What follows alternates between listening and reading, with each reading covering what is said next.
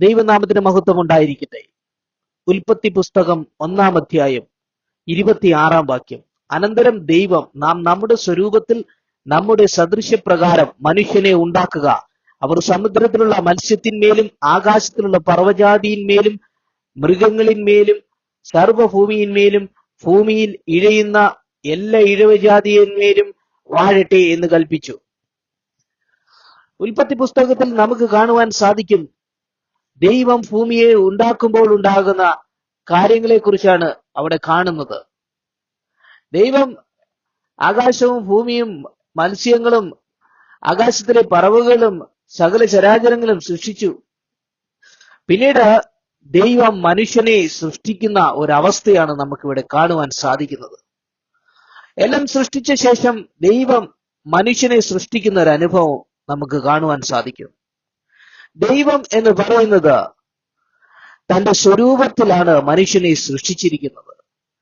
അതുകൊണ്ടാണ് ഇവിടെ എഴുതിയിരിക്കുന്നത് ദൈവം തന്റെ സ്വരൂപത്തിൽ മനുഷ്യനെ സൃഷ്ടിച്ചു എന്ന് നമുക്ക് കാണുവാൻ സാധിക്കും.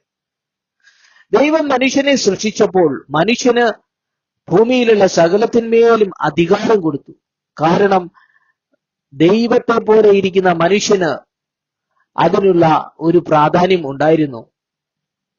മനുഷ്യനേക്കാൾ വലുതല്ല മൃഗങ്ങളും പക്ഷികളും, സമുദ്രത്തിലെ ഒന്നും മനുഷ്യനേക്കാൾ വലുതല്ല. കാരണം ദൈവത്തിന്റെ സ്വരൂപമാണ് മനുഷ്യൻ എന്ന് പറയുന്നത്.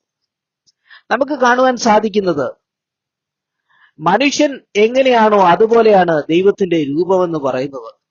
തന്റെ സ്വരൂപത്തിൽ സൃഷ്ടിക്കപ്പെട്ടു എന്ന് പറയുമ്പോൾ നമുക്ക് കാണുവാൻ സാധിക്കുന്നു, യഹോവയുടെ നാവെന്ന് പറയുന്ന അഗ്നി നാവാകുന്നു. അപ്പോസ്തലന്മാർ പുതിയ നിയമത്തിൽ ദൈവത്തെ പാടി ഉയർത്തി ആരാധിക്കുമ്പോൾ മാളിക മുറിയിൽ അവിടെ നമുക്ക് കാണുവാൻ സാധിക്കുന്നത് അഗ്നിനാവുകൾ പിളർന്ന് അവിടെ പ്രത്യക്ഷമായി, പിളർന്ന അഗ്നിനാവുകൾ അവിടെ പ്രത്യക്ഷമാവുകയും അപ്പോസ്തലന്മാരിലേക്ക് പതിക്കുകയും ചെയ്യുന്നത് കാണും. അവിടെ നമുക്ക് കാണുവാൻ സാധിക്കുന്നത് അവർ പരിശുദ്ധാത്മാവിൽ ദൈവത്തെ ആരാധിക്കുമ്പോൾ ഈ അഗ്നിനാവുകൾ അവർക്ക് പതിച്ചു. കാരണം എന്താണ്?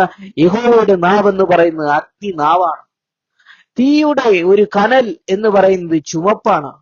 തീക്കനൽ ചുമപ്പ് എന്ന് പറയുന്നത് പോലെ അഗ്നി ചുമപ്പ് പോലെയുള്ള ഏകദേശം ആ ഒരു രൂപത്തിലുള്ള അഗ്നി നാവുകൾ എന്ന് പറയുന്നത് ദൈവത്തിൻ്റെതാണ്. ദൈവത്തിന്റെ നാവ് എന്ന് പറയുന്ന അഗ്നി നാവാണ്. ദൈവം തന്റെ സ്വരൂപത്തിൽ മനുഷ്യനെ സൃഷ്ടിച്ചെന്ന് പറയുമ്പോൾ ദൈവത്തിന്റെ പോലെ നമുക്ക് ഒരു ചുവന്ന നാവ് നമുക്ക് ഉണ്ട്. എന്താണ് ഈ മനുഷ്യന്റെ നാവ് ചുവപ്പ് നിറത്തിലുണ്ടാകുന്നത് എന്ന് നമുക്ക് ദൈവവചനത്തിൽ നിന്നും പരിശുദ്ധാത്മാവിൽ നിന്നും നമുക്ക് മനസ്സിലാക്കുവാൻ സാധിക്കുന്നത് ദൈവത്തിന്റെ തന്റെ സ്വരൂപത്തിലുള്ളതായതുകൊണ്ടാണ്. ദൈവത്തിന്റെ നാവ് തീനാവാണ്. തീക്ക് ഒരു കനലിന്റെ അല്ലെങ്കിൽ കനൽ ചുമപ്പ് നിറമുണ്ടാകും. ആ അഗ്നിനാവ് തന്നെയാണ് മനുഷ്യന്റെ ചുവന്ന നാവ് എന്ന് പറയുന്നത്. ദൈവത്തിന്റെ പരിശുദ്ധാത്മാവ് നമ്മുടെ മേൽ വരുമ്പോൾ അവൻ നമ്മളെ സകല സത്യത്തിലും വഴി നടത്തും. പരിശുദ്ധാത്മാവിനാൽ നമുക്ക് ദൈവവചനത്തിന്റെ അനേക കാര്യങ്ങൾ മനസ്സിലാക്കുവാൻ സാധിക്കും. ദൈവം തന്റെ സ്വരൂപത്തിൽ സൃഷ്ടിച്ചു മനുഷ്യനെ. ദൈവത്തെ പോലെ കണ്ണുകളും അതുപോലെ മുടിയും ഒക്കെയുള്ള ഒരു മനുഷ്യ രൂപമാണ് ഇവിടെ ഉണ്ടായിരിക്കുന്നത്. ഈ മനുഷ്യന് ലോകത്തിലുള്ള സകലത്തെയും വാഴാനുള്ള അധികാരമാണ് കൊടുത്തത്. ഭൂമിയിൽ ഏത് മൃഗവും ഏത് പക്ഷിയും അല്ലെങ്കിൽ സമുദ്രത്തിലെ എന്തുമാകട്ടെ മനുഷ്യന്റെ മുകളിൽ കയറാൻ അവർക്ക് കഴിയുന്നില്ല. കാലഘട്ടങ്ങളായി മനുഷ്യൻ ഭൂമിയിലെ സകല ചരാചരങ്ങളെ അടക്കി വാഴുകയാണ്. എന്നാൽ മനുഷ്യൻ അറിയത്തില്ല ദൈവം കൊടുത്ത അധികാരമാണ് ഇതിന് കാരണമെന്ന്. ഈ ഉൽപ്പത്തി പുസ്തകത്തിൽ ഈ അധ്യായത്തിൽ കാണുന്നത് ഇതാണ്: സകലത്തിന്മേലും വാഴുവാനുള്ള മനുഷ്യനുള്ള അധികാരം. ആ അധികാരം എന്ന് പറയുന്നത് വലുതാണ്. ഇവിടെ നമുക്ക് മനസ്സിലാക്കുവാൻ സാധിക്കുന്നത് ദൈവം സൃഷ്ടിച്ച മനുഷ്യൻ എന്ന് പറയുന്നത് ദൈവത്തിൻ്റെതാണ്. ആ മനുഷ്യൻ ദൈവത്തിന്റെ സന്നിധിയിൽ താഴ്ന്ന് ആ ദൈവത്തെ മനുഷ്യനിലേക്ക് തന്നെ സ്വീകരിച്ച് ആ ദൈവത്തിന്റെ പരിശുദ്ധാത്മാവിനാൽ നിറയപ്പെട്ട് മുന്നോട്ട് പോയ ദൈവത്തെ ആരാധിച്ച് നമ്മൾ മുന്നോട്ട് പോകണമെന്നുള്ള വലിയൊരു ദൈവിക സന്ദേശമാണ് നമുക്ക് ഇവിടെ കാണുവാൻ സാധിക്കുന്നത്. അതുകൊണ്ട് നമുക്ക് മനസ്സിലാക്കുവാൻ സാധിക്കുന്നത് മനുഷ്യൻ എന്ന് പറയുന്നത് ദൈവത്തെ പോലെ രൂപമുള്ളതാണ്. യേശുക്രിസ്തു നമ്മെ പോലെ തന്നെ ജഡത്തിൽ വന്ന് ഒരു മനുഷ്യനാണ്. ജഡത്തിൽ കഷ്ടമനുഭവിച്ച ഒരു മനുഷ്യനാണ് കർത്താവായ യേശുക്രിസ്തു. അതുകൊണ്ട് യേശുവിനെ മനുഷ്യപുത്രൻ എന്ന് പറയും. യേശു ദൈവമായ ദൈവപുത്രനാണെങ്കിലും യേശു മനുഷ്യനായി തന്നെയാണ് ജാതനായി മനുഷ്യനായി തന്നെ കഷ്ടം അനുഭവിച്ചു. എന്നാൽ ആ യേശു എന്ന് പറയുന്ന ദൈവത്തിന്റെ പുത്രനായ ദൈവം തന്നെയാണ്. ഇവിടെയൊക്കെ നമുക്ക് മനസ്സിലാക്കുവാൻ സാധിക്കുന്നത് നമ്മുടെ ദൈവം നമ്മെ അവന്റെ സ്വരൂപത്തിൽ സൃഷ്ടിക്കുമ്പോൾ അവൻ നമുക്ക് തന്ന അധികാരം എന്ന് പറയുന്നത് ഭൂമിയിൽ എല്ലാത്തിനു മേലും വാഴാനുള്ള അധികാരമാണ്. അതുകൊണ്ട് ദൈവത്തിന്റെ വചനങ്ങൾ ധ്യാനിച്ച് ആ ദൈവത്തെ ആത്മാവിലും സത്യത്തിലും ആരാധിച്ച് നമ്മൾ മുന്നോട്ട് പോകുമ്പോൾ ആ സൃഷ്ടാവായ ദൈവത്തിന്റെ അടുക്കിലേക്ക് നമുക്ക് തിരിച്ച് എത്തിച്ചേരുവാൻ സാധിക്കും.